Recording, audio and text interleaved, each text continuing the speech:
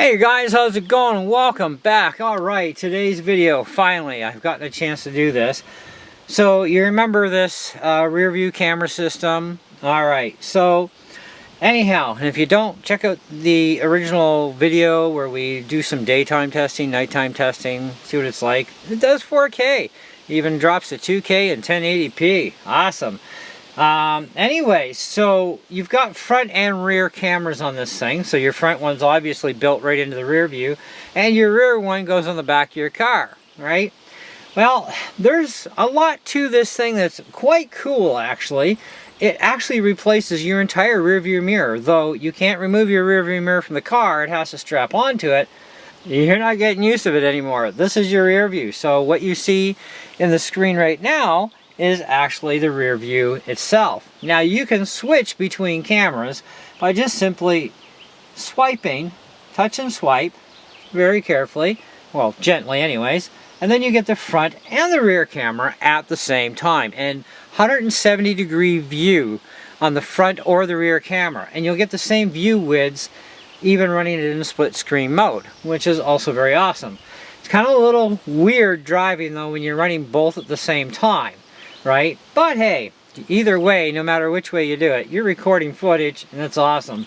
But at the same time, you get to see what's going on ahead of you, you get to see what's going on in the back of you, right? And so you might actually see a little bit more, say, on the far right lane, you know, through looking through this. But I mean, you're not supposed to be doing that anyway, so I don't know why you would want to even have the front thing active other than for recording purposes. But hey, to each their own, right?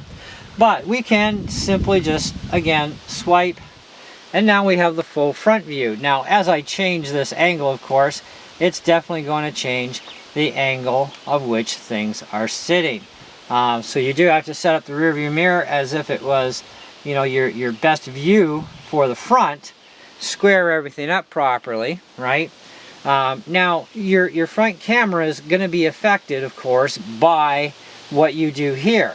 Whereas your rear view, when you go to it doesn't matter what you do here, your rear is fixed in its spot. But what you can do with both cameras is touch and just see where this box here is, and you can just move your camera up and down for a precise location of exactly how and where you want that camera to point, especially for your backup. So if I put my car in reverse right now, you'll see that I get the stop grid. Okay, this is our parking grid. Tell us, you know, how close we are. We've got our lines on either side, blah, blah, blah. Now when you're driving, of course, it's just your everyday rear view mirror. And you need to make sure that that's going to be set at about where you need it. So mine, of course, is set about here roughly. I'm going to have to redo it after this video. Now your front, of course, you do have some adjustment manually on the front itself, and you're going to get frontal adjustment anyhow here. But for optimal adjustment, what you're going to want to do, of course, is again this sort of thing, right? To do some extra fine tuning. Now, if this thing is a little bit heavy for your current mirror as far as the swiveling goes, the pivot at the back, the pivot at the top, especially at the back, mine was.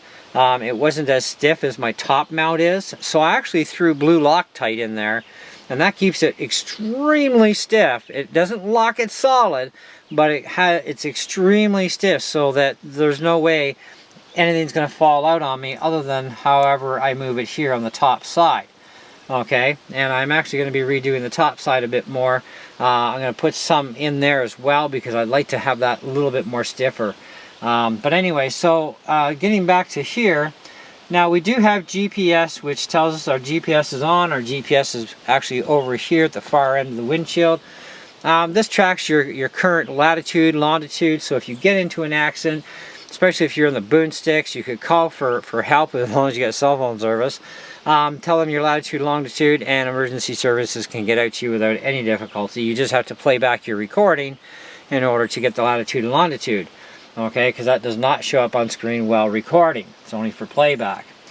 And it does record your entire conversation too. So all sound around you, doesn't matter which camera is active, all sound is recorded inside the vehicle. Okay. Now, getting into the more of the settings here, we can turn the recording system off by just simply, touching and then touching the little button here. We also have a camera as well. Take a snapshot, capture done. We also have the microphone. We can mute it if we want to, so that no sound gets recorded. This way you can carry on your conversation, talk about whatever you want, you know what I mean? Right? So, anyways, then of course you have your playback, and you have a lock thing here called urgently recording, okay? So you can manually hit that lock and it's urgently recording. Now, what it's recording here knows, but it's in the green here, and we're going to actually see it. There we go. Now, going back into the settings again, see we have time and date indexing going on here as well. You gotta watch when you're touching stuff here. You do have brightness and contrast, well, not contrast, but bright control here. Okay, so you can adjust that, especially daytime or night. If you press on this little star wheel, this gets you into the advanced settings area. This is where you can change your resolution from 4K, 2K, or 1080p. Now, of course, the higher the resolution, the better quality the picture, but at the same time, the faster it's going to keep filling up that card, right? Now, it does do an emergency overwrite. It will do a last loop overwrite record as well. But otherwise, yeah, eventually it's going to get full, and that's it. You're going to have to reformat it. Now, you also have other settings in here. Now, I'm just trying to read what it says here on the thing. Ah, come on. Oh, yeah, that was, recording was off. That's what that was about. Okay, so let's get back into there. All right, video segmentation. Video segmentation is 1 minute, 3 minutes, or 5 minutes. I have mine, so every 5 minutes, it splits the video file. Otherwise, it's either 1 or 3. HDR, high definition recording. You can have that on or off. It's kind of like, it gives you more bright control and stuff, and does some stuff to your contrast. You can have it on or off, it doesn't matter. I just leave it on. Speaker volume, that's for your playback. G sensor. Now this I actually got to change while we're in here anyways, and I want it actually on high, because every time we go to North Bay, there's a lot of potholes in North Bay. They really got to take care of their freaking roads. And you thought country roads are bad? Our country roads are absolutely pristine and perfect compared to North Bay. And what this does is if you get hit by another vehicle, it automatically records the collision as an emergency. Especially if the car is turned on and running at the time and you're driving, you're going to get hit. It's going to hit. But if you hit a hard enough bump, it's also going to go off as well and start recording. Emergency recording! You know, it's like, wow, there's no emergency here. Well, apparently there was. The sensor was set too sensitive. So, but you can also set it to off. Now, if you do that, it's never going to record a crash, right? But the other thing for this sensor is if you have the kit where it wires the unit permanently into the vehicle, basically to the fuse box, where you have power all the time to the unit, which means you manually have to turn this thing on and off from the power button all the time, or at least off anyways. What happens there is when your car is parked, if somebody hits you, it'll record it. So especially if it's a hit and run person, you've got them. You know, they're done. Playback. Oh, look at that. Let's call the cops. There's the phone number, all right, or license plate number. So anyways, I'm going to set it to high, right? So just press again. Screensaver. I haven't actually played with the screensaver because I don't find any use for a screensaver. I want this thing in use whenever I'm driving, so I don't want to, you know, block out my rear view mirror. So I don't know why they have that there. It's just, to me, it's kind of stupid. Date and time for setting that up. Rear screen flip. Okay, so you can have a rear screen flip. You can have that on, right? So it's going to flip, I would imagine, from reverse. So if we turn that off for a second, and then we just get out of here, we hit the back button. Let's see if that made a difference. So, no, it's still the same thing, and to where I'm seeing the grass.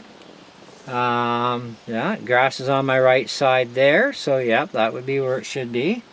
So let's get out of there, go into here, into settings, and on. Okay, it's on. So now let's hit back.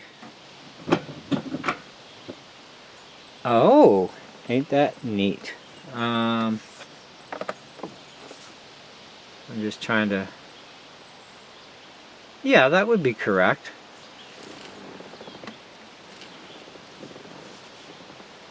I'm thinking, yeah, that's...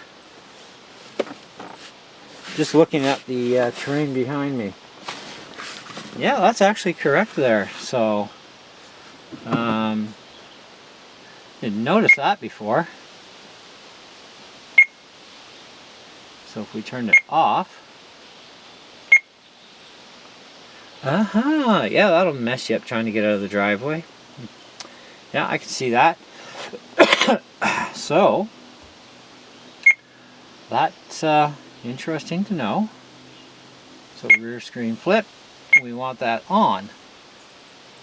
Anyways, so you have language. You've got a couple different languages you can choose from. English, looks like Chinese, Japanese, Thailand or something. I don't know, there's a few of them. And of course we've got French down at the bottom. So anyway, a couple of different multi-languages. Wi-Fi, of course, there is a Wi-Fi thing with this about an app you can download, and at least your passenger can screw around with stuff on the phone with the app. You don't want to be doing that while you're driving, because they can actually see everything on their phone as to what's going on in the rear view and all that. It's really freaking cool. Frequency hertz, that's for 50 hertz or 60 hertz refresh rate of the screen. You can change that. Why you'd want to, we don't know. Parking monitor, that of course you cannot activate the parking monitor unless your car is wired in, or unless this is wired into your car as a permanent install where there's power able to go to it at all times.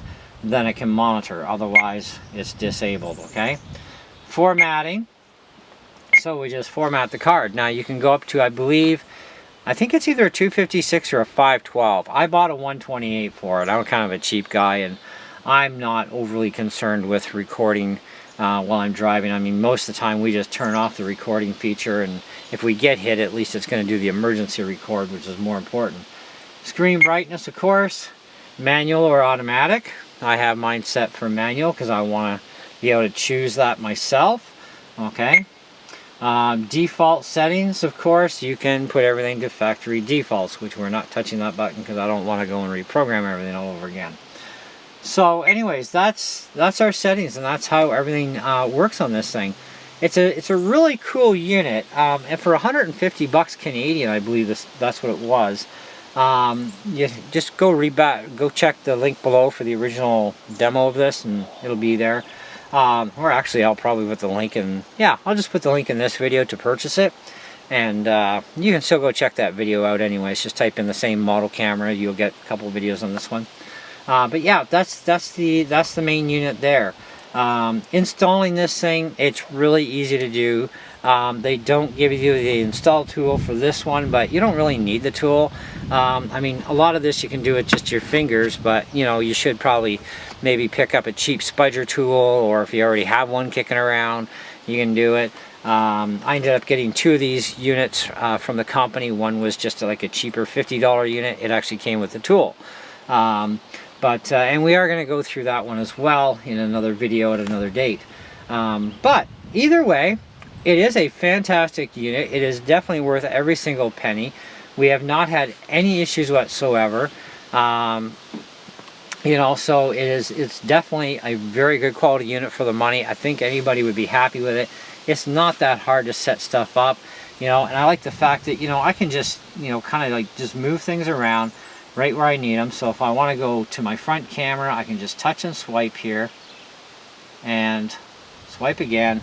Now I can set up my front the way I want it, because the idea is I don't want to see too much of this corner of this window either, but I also want to have it set as a normal rear view mode as well, and still getting my front view. But see here, I can also lower it or raise what's going on, but you don't want to raise it too high. You've got to see some stuff in front of you. Like, yeah, I can see the hood of my car there. I don't want to see that, you know, especially if I'm going to use the front camera. So there you go. Now if I want to get rid of more of that corner of that window, you know, I can do that by just turning things this way, like so. That puts it more straight on, right? But is it going to interfere with my rear? Not really, you know.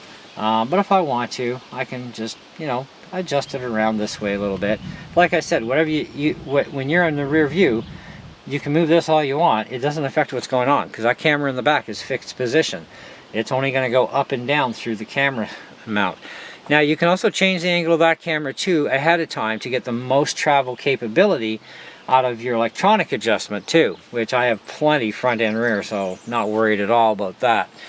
Anyways, and with this matte covering thing that you put over top of the main screen, from a side view as a passenger, because I've been a passenger for a little while because of my cast on my arm, so the wife's been driving, I can't see anything that's going on in here on the side, so it actually acts as a privacy thing, right?